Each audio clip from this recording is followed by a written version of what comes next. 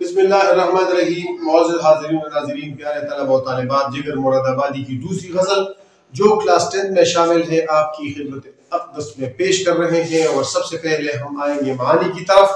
جگر مراد آبادی کی جو غزل ہے اس کے معانی ہے صلح یعنی امن اور خیر، پیکار لڑائی اور جھگڑے کو کہا جاتا ہے، شاخ گل کا مطلب ہے پھول کی ڈالی، مزاج یار یعنی دوست کا مزاج، فتنے فسادات کو کہا جاتا ہے، مسائل کو کہا جاتا ہے، نالا تنگ آنا، نالا گرمی بازار، بازار کی رونق، بازار کی جو چہل پہل ہوتی ہے اس کو گرمی بازار کہا جاتا ہے، پنہا پوشیدہ کو کہا جاتا ہے، پنہا اس کا متضاد ہے عیاں، اور معرفت پہچان کو کہا جاتا ہے، معرفت انسان کی جو اللہ تعالیٰ کے ساتھ تعلق ہے اس کی پہچان کو کہا جاتا ہے، دشوار کا مطلب ہے مشکل، سبکساران کا مطلب ہے آہستہ خرامی، آہستہ آہستہ چلنے والے، ساحل دریا کا کنارہ، سبکساران ساحل یعنی ساحل کی سیر کرنے والے، ساحل پہ سمندر کو یا دریا کو دیکھنے والے،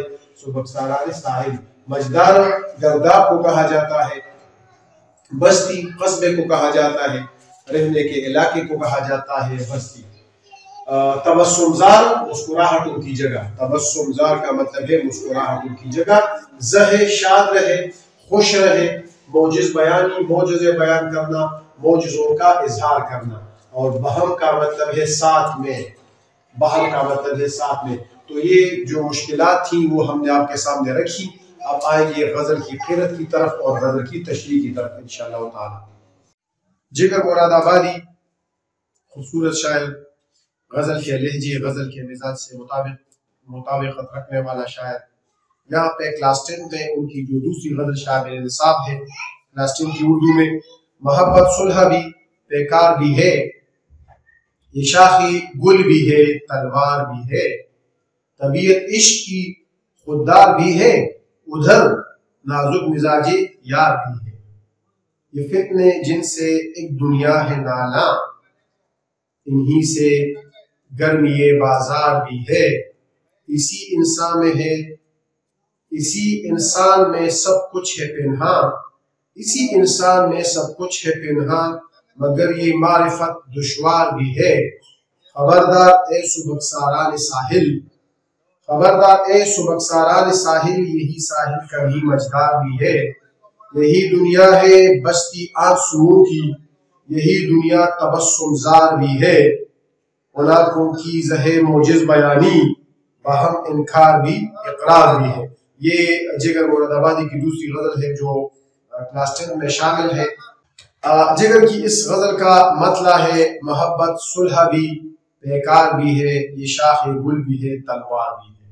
محبت کے مختلف ایکسپیکٹ، محبت کے مختلف تناظرات جگر مراد آبادی نے غزل کے اس مطلع میں بیان کیے ہیں۔ کہتے ہیں کہ محبت صلح بھی ہے پیکار بھی ہے۔ محبت جب انسان کو ہو جاتی ہے تو انسان کو عجیب و غریب قسم کے حالات کا سامنا کرنا پڑتا ہے، کئی کمپرومائز انسان کو کرنے پڑتے ہیں، کئی طرح کے لوگوں کے ساتھ نباہ رکھنا پڑتا ہے، کئی قسم کے انسانوں کے ساتھ یہ صلح بھی کرتا ہے اور پیکار بھی ہے۔ پہلا پیکار تو انسان اپنے آپ کے ساتھ لڑتا ہے کہ میں اس پہ عاشق ہو گیا ہوں، تو کیا میں اس کو اپنی محبت کا اظہار کر دوں، میں اپنی محبت کا، اپنی عشق کا اظہار کر دوں کہ نہ کروں۔ ایک دل انسان کو کہتا ہے کہ آپ اظہار کر لیں، دوسرا دل انسان کو یہ کہتا ہے کہ آپ اظہار نہ کریں۔ تو پیکار کا مطلب یہ ہوتا ہے کہ پہلے تو انسان اپنے آپ سے برسر پیکار رہتا ہے، اس کے علاوہ انسان دوسروں کے ساتھ بھی برسر پیکار رہتا ہے۔ کیوں؟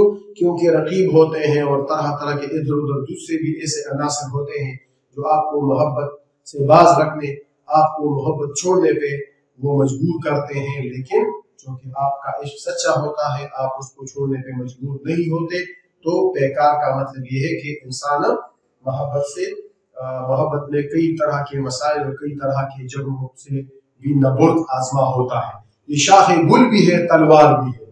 شاخ گل یعنی محبت ایک ایسا پاکیزہ جذبہ ہے، جس طرح انسان پھول کی شاخ کو دیکھتا ہے انسان حشاش بشاش ہوتا ہے، انسان باغ ہو جاتا ہے، انسان کا حوصلہ فراغ ہو جاتا ہے۔ شاخ گل کا مطلب یہ تلوار بھی ہے، यानी मोहब्बत इंसान को तबाह बर्बाद भी कर देती है, इंसान के लिए खतरा और बुरीद का बायस भी बन जाती है, इंसान की जिंदगी का खात्मा भी कर देती है तलवार।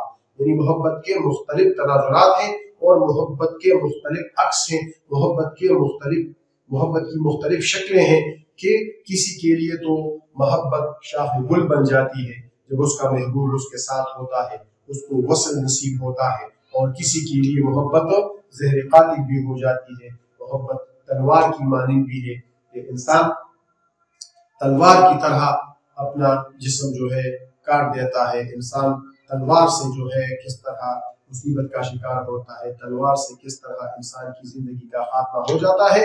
तो मोहब्बत तलवार से ज्यादा तेज है और तलवार से ज्यादा खतरनाक है जो इंसान की जिंदगी का खात्मा कर देती है। तो गजल के मतलब में जिगर मुरादाबादी ने मोहब्बत के मुख्तलिफ सूरतें आपके सामने रखी है। दूसरे शेर की तरफ आते हैं। तबीयत इश्क की खुददार भी है, उधर नाजुक मिजाजी यार भी है। अजीब गरीब कश्मकश में इंसान मुब्तला हो जाता है। इश्क से तबीयत ने जीस्त का मजा पाया, दर्द की दवा पाई, दर्द ला दवा पाया। कहते हैं तबीयत इश्क की खुददार भी है। जब इंसान को इश्क हो जाता है तो इंसान को तरह तरह के मसाइल का सामना करना पड़ता है। जिगर मुरादाबादी कहते हैं कि मैं जिस पे आशिक हो गया हूँ तो अब इश्क एक आला और अरफा स्टेज है, इश्क एक आला और अरफा मंजिल है। इस पे खड़े होके, इस पे पहुंच के फिर इंसान इधर उधर की बहुत सी चीजों के बारे में फिक्रमंद होता है, बहुत सी चीजों के बारे में सोचता है कि आया मुझे ये काम करने चाहिए या मुझे नहीं करने चाहिए, ये काम करके मैं अच्छा लगूंगा और ये काम करके मैं बुरा लगूंगा।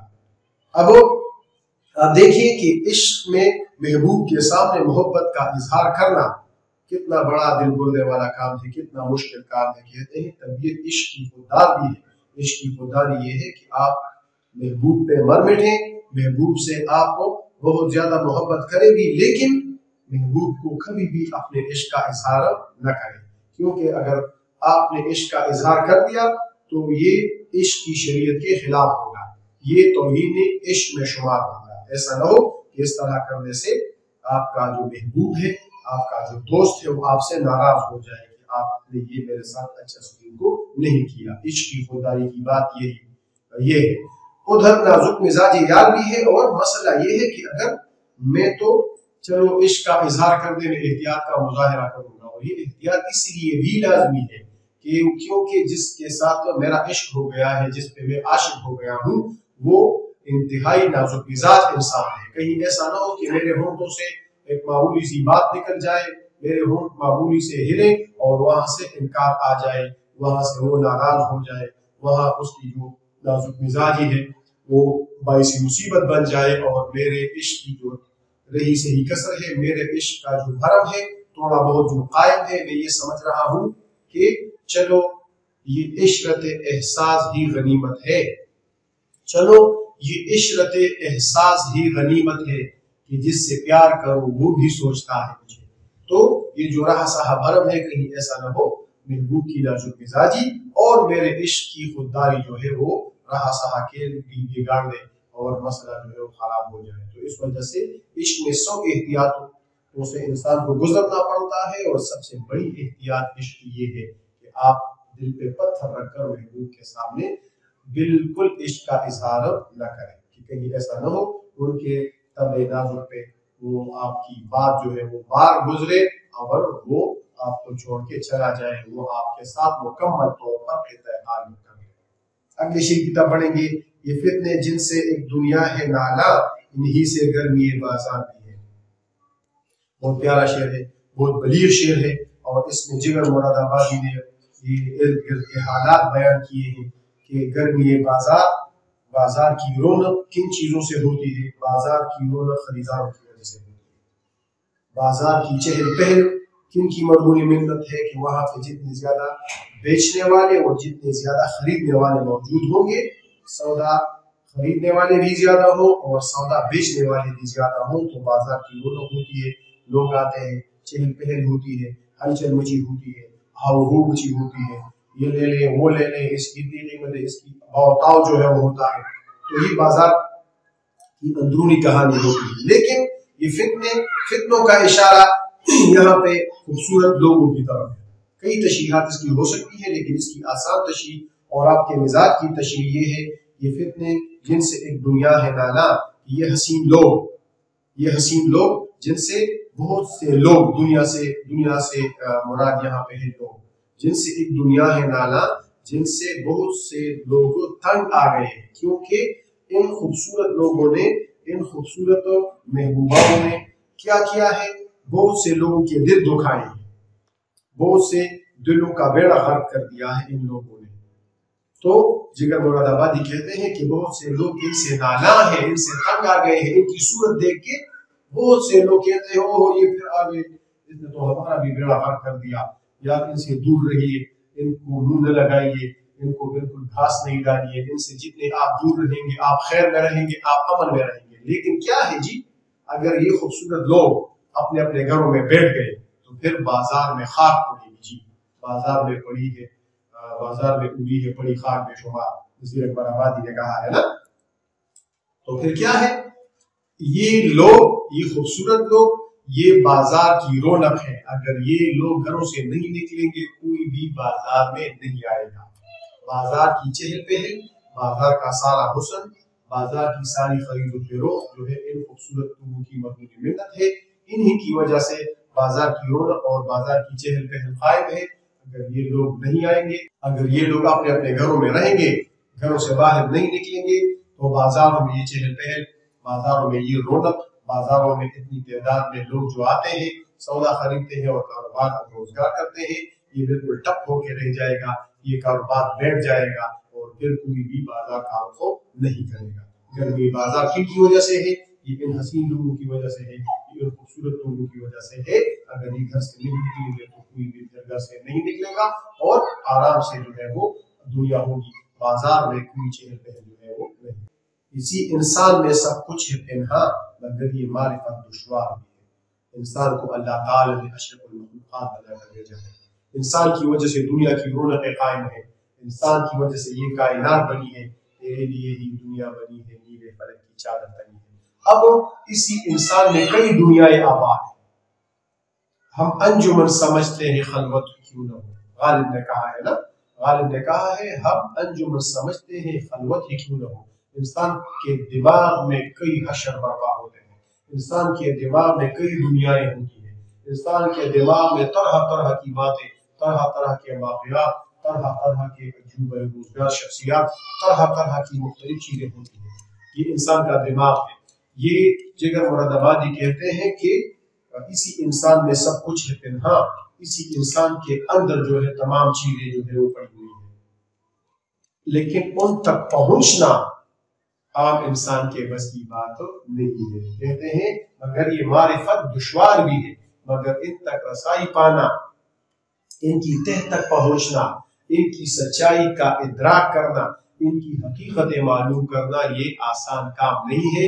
اس کے لیے بڑی ریاضت، اس کے لیے بڑی محنت کرنی پڑتی ہے، اس کے لیے طرح طرح کے ہفتخان طے کرنے پڑتے ہیں، تب کہیں جا کے انسان کی عظمت اور انسان کی شان و شوکت اور انسان کے اندر کی باتیں دوسرا انسان جان سکتا ہے، کیونکہ اس کے لیے بڑی محنت کی ضرورت ہوتی ہے، اس کے لیے بڑی ریاضت کی ضرورت ہوتی ہے۔ یہ عام انسان کے بس کی بات نہیں ہے کہ وہ انسان کی اصلیت کو سمجھے، انسان کی تخلیق کو سمجھے، انسان کے اندر کی دنیا میں جھانک کر وہاں کی حقیقتیں معلوم کر لے۔ یہ عام انسان کے بس کی بات نہیں ہے، اس کے لیے بڑی ریاضت کی ضرورت ہوتی ہے۔ خبردار اے سبکساران ساحل، یہی ساحل کبھی مزدار بھی ہے۔ اگلے شعر میں وہ کہتے ہیں کہ جو ساحلوں پہ لوگ ہیں جو چہل قدمی کر رہے ہیں اور ساحل پہ تماشے دیکھ رہے ہیں، ساحل کی سیر کر رہے ہیں، تو ان کے لیے جگر مراد آبادی ان کو خبردار کر رہے ہیں، ان کے لیے وارننگ ہے۔ کون سی وارننگ ہے؟ کہ کبھی نہ کبھی جب دریا میں طغیانی آ جاتی ہے تو جو لوگ تماشا دیکھتے ہیں وہ کبھی کبھی خود بھی تماشا بن جاتے ہیں، کبھی کبھی دوسروں کو دیکھنے والے، دوسروں کے پیچھے تالیاں بجانے والے خود بھی تماشا بن جاتے ہیں، اور پھر وہ ان لوگوں کبھی ایسا بھی ہوتا ہے کنارے ڈوب جاتے ہیں۔ یہ بالکل اسی شعر کی طرح ہے۔ وہ کہتے ہیں کہ خبردار اے سبکساران ساحل، اے ساحل پہ خوشخرامی کرنے والے، چہل قدمی کرنے والے، ساحلوں کی سیر کرنے والوں کو دوسرے لوگوں کا مذاق نہیں اڑانا چاہیے۔ جو وہاں پہ کشتی ڈوب رہی ہے، جو وہاں پہ دریا میں طغیان آئی ہے، جو دوسرے لوگوں مسائل کا شکار ہیں، تو ان کی طرف دیکھ کے ان کو ان کے لیے دعائیں مانگنی چاہیے، ان کو بچانے کے لیے کوشش کرنی چاہیے، کیونکہ اگر آپ کسی کا تماشا دیکھیں گے تو ایک دن آپ خود بھی تماشا بن جائیں گے، پھر کوئی آپ کو بچانے نہیں آئے گا، پھر آپ کو کوئی وہاں پہ مدد کرنے کے لیے آپ کے لیے نہیں آئے گا، پھر کوئی آپ کا مددگار نہیں ہوگا۔ یہی ساحل کبھی مزدار بھی ہے، کبھی کبھی ایسا بھی ہو جاتا ہے کہ دریا میں طغیان آ جاتی ہے، ساحلوں پہ رہنے والے لوگ، ساحلوں پہ تماشے کرنے والے لوگ، ساحلوں پر پکنک منانے والے لوگ دریا کی طغیانی میں ڈوب جاتے ہیں، اور پھر وہ خود بھی تماشا بن جاتے ہیں۔ اگلے دن اور دوسرے دن اور تیسرے دن پھر ان کے جنازے آتے ہیں اور کوہرام مچ جاتا ہے۔